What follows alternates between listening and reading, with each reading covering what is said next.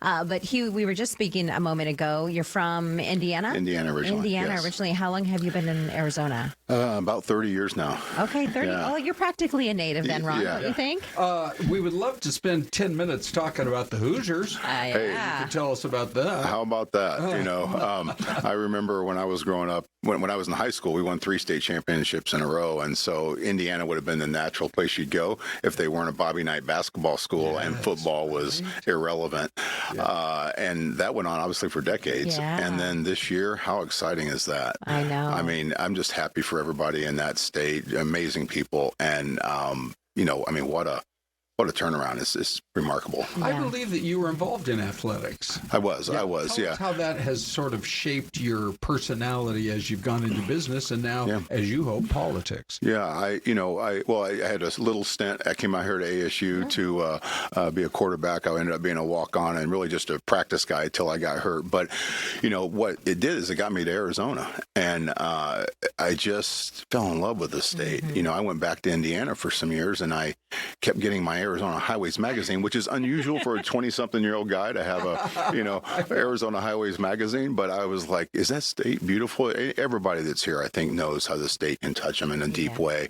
And so I'm like, I got to get back out to Arizona. Yeah, and we're good friends with the editor of Arizona Highways, too, so I'm sure he loved the cool. plug. Robert C. Oh, no kidding. On the stream We like to call that a deep tease around here. So what did athletics, teach you about business and kind of growth and working in a team environment? Yeah. So, athletics, almost, I could argue any extracurricular activity, but let's just say athletics in particular, they create a team. It just forces collaboration. I like to tell people that I learned everything I ever know about leadership in the huddle. You have 10 other guys in that huddle, all with different mindsets and position responsibilities, et cetera. And you got to lead them down the field and do something different. And so what I believe it does is it just creates discipline. It creates critical thinking, especially in a quarterback. You've got to think in very, very quick time and make decisions. Tell us a little bit about your background. Let's move from your time at ASU into your time in the business world and how that informs what you want to do as governor. Absolutely. So I would call it the family business is healthcare. So my father was a single father, raised us. People think I'm a rich guy that just was given money to me, but we didn't. My father didn't make his money till I was out of high school, but he built, restructured and built Anthem Blue Cross Blue Shield, the second largest insurer in the country, now called Elevance. And so I grew up knowing what managed care was at 7 years old. So when it came time for my career, I really had to think deep about, okay, what path would I want to take? Well, I had a built-in mentor right there to help me kind of shape my career. So I moved out to Arizona to work for what is now CVS Health, or Pharmacy and Benefit Manager, because it's an amazing division of stakeholders. Healthcare is all about stakeholder management. Everybody's got a hand in something different, and that's what I did. Was I learned the business there, and then we went on to build. I worked with my father in the first 2 companies. We said, if we're going to do something together, he retired from Anthem. What would we want to build? And so we said, look, they need to have a strong social conscience. Okay, they got to be doing good for people, which is a great thing about healthcare if you work in it on the care side that we work on. It also needs to create systemic change. They need to be innovative. They need to change the system somehow. So we built 3 businesses. One first around prevention and wellness. Acquired an amazing company here in Tempe, Arizona called Silver Sneakers, which millions of seniors get up every morning, and we grew a prevention and wellness business in the early 2000s that it wasn't even in the lexicon. People didn't talk about fit wellness, and we built that into something that health plans could offer as a benefit. The second business was around post-acute care, helping mom and dad stay at home and independent for as long as they can. Home health, durable medical equipment, home infusion therapy. And then the third that I'm better known for, my father said, okay, that's enough.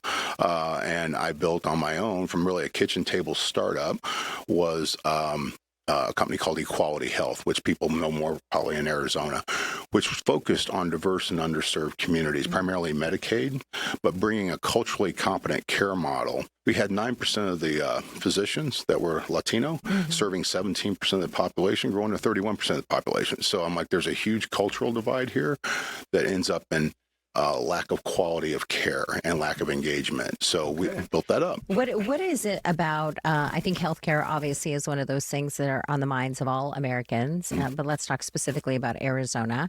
What would you look at doing with our healthcare system in Arizona, and in order to kind of serve the needs of the people here? Absolutely.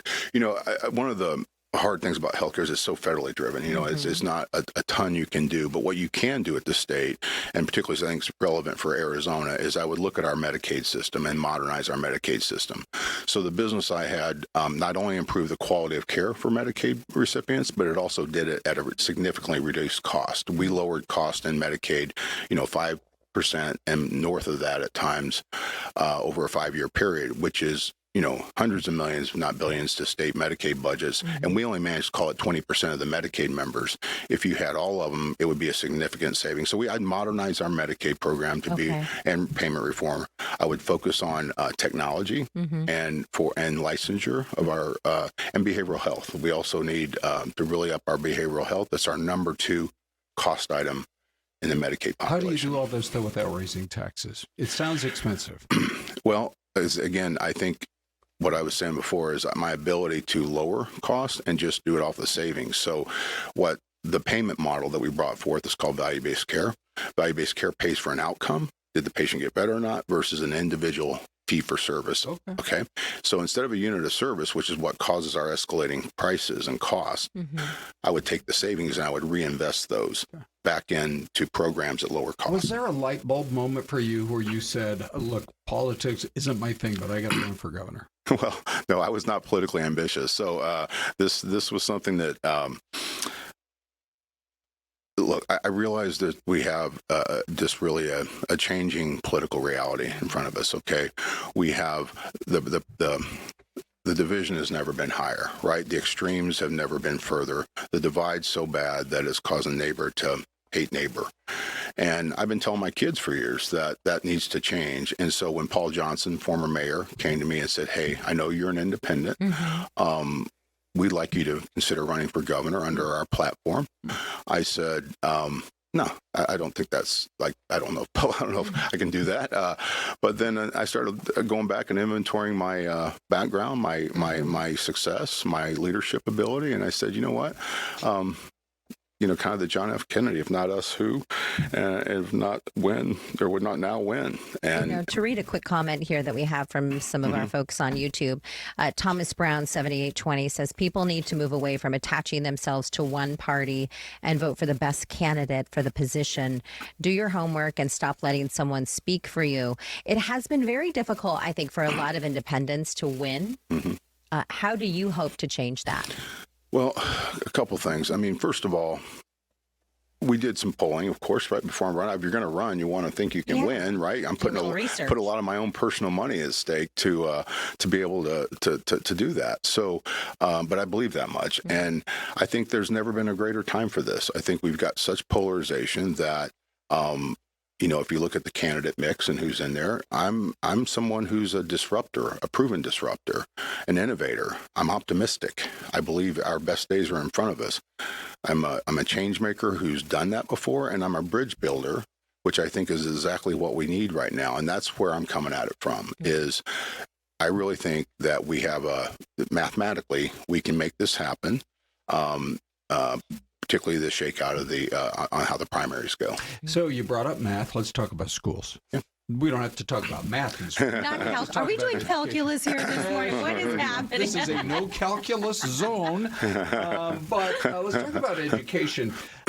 The ESA program has, I think Superintendent Horn told us, close to 100,000 families. More than 100,000. Yeah. And yet you hear some people talking about cutting it back. What's your position on the ESA and on school choice in Arizona? Well, I'm for choice, but call it maybe more conditional choice. I don't like how it's destroying our neighborhoods. Kids leaving their neighborhoods every day to go somewhere else. ESAs are clearly showing to be not accountable for the money. I would like to see them more means tested and going to the right people. And I'd actually like to cap the program and make sure that it's going to people who truly need it and not just being a supplement to, a private education. Okay. What are your thoughts on if someone says to you, well, my school's underperforming in my neighborhood and they don't have the needs that I believe my child should receive? About a minute left before the break. Okay. Yeah, so on that, I believe that we've got to return more local control to administrators, districts, and teachers. I think we got to take back control of the classroom. You'll hear me talk about more of a charter-inspired framework for that, not charter per se, but charter in the sense that we have aligned parents, we have an aligned curriculum, we focus on student outcomes, and I think there's a way to get that done that hasn't been done in some time. But right now, it looks like we're just going to kick the can, pass some Prop 123 without a plan, and I don't think that's an answer for Arizona education, which is a critical priority. All right, Hugh. So if you can stick with us for about 2 more minutes. Boy, we got a lot of news going on today. We are going to get to all right, we're looking for your guesses here. And let's see. Sherry Nevada Pup is pointing out that Punxsutawney Phil said we're going to get 6 more weeks of winter. I know. I don't know if that's a Pennsylvania guess. Probably. Could be. Oklahoma, Celeste, we're seeing some more action. Well, and our poll on AZAM this morning, 6 more weeks of winter won. I think in the 74% of you said that. And I think for a lot of good reasons, because you're in Arizona and you want 6 more weeks of this beautiful weather. There you go. But if you're in places like this, you're thinking, goodness gracious, can we call it a day already? So Louis Gonzalez says Georgia. Paul Humphrey says Ohio. Darla Nichols says Alabama. And Linda Montart says Oklahoma. So we've got a North Carolina, which Be Kind Forever. I think you're onto something because they've got snow even in Charlotte. Oh, my God. They shut down schools, I think, in Charlotte. Those pictures from the airport? I know. A big shout out here. If you're watching on Fox Local or on television here in Arizona and you'd like to join the chat, just go to YouTube and you can join the chat there. And we'd love to hear from you. And maybe if you're watching online, you can do that as well. And let us know where you're watching from. What's your guess, Celeste? I'm going to go with North Carolina. Okay. I will go with, I'm trying to think where else they really got inundated. I guess I'm going to go with South Carolina. Okay, Hugh, would you like to take a guess? Georgia? Georgia. Hugh says Georgia. Hugh is our guest here this morning. He says Georgia. Okay. Here is your answer. Baldwinsville, New York. No, I think they stumped all of us. It looks south. Wow. Yeah, it did. Whew. Yeah, that's not just a little bit of snow there. Glad the guy had a snowblower out front for the driveway. All right, so we are continuing our conversation here for just the next couple of minutes with Hugh Lytle, who is independent. So I just wanted to ask you, as you well know, we have many prominent people who want to be our next governor. If you would, are there decisions that Governor Katie Hobbs has made that you would not have made? One of the main things that got me to run as an independent with the Arizona Independent Party and Paul Johnson was the fact that we're not negative campaigners. So you will not hear me say anything negative generally. I will say something maybe administratively and say that as an administration, I think Arizona's issues are like most states. We have issues. We can solve. I think Arizona is more of a story about lost opportunity. We have so much opportunity in this state, and we can't. What I get concerned about is if we have the same legislative makeup and mix, and the same incumbent governor, we could end up with a lost decade of things getting done for the state that I think are very, very important. So that's the only thing. That's my only concern, and something that really drove me as a challenger. But I respect all the public servants that are in the race today. Okay. And one last question here, because we love this topic on the stream, is what is your favorite meal? Yeah, we got to get some of that info in. Well, we love food around here, and I know everybody in the chat, we love talking food. Sure. But you're a real human. I mean, you're a political candidate. Where do you love to go to eat, and what's your favorite meal? Well, I got to tell you, it is 100% Mexican food. Okay, you're in a good state then. Yes, exactly. And we were just at Poncho's on the south side, the Poncho's is right up there. It's got an amazing chimichanga that I put online, but it's probably my favorite. Yeah. Okay, all right. Well, they're like my fifth cousin, by the way. Oh, are they really? Yeah, Ponchos. Yeah, and they're part of that Sombreros family as well. Yes. Well, Hugh, it was a pleasure to meet you. Thank you so much. Thank you. Thanks for having me. I appreciate it. Best of luck. Yeah. All right. Thanks.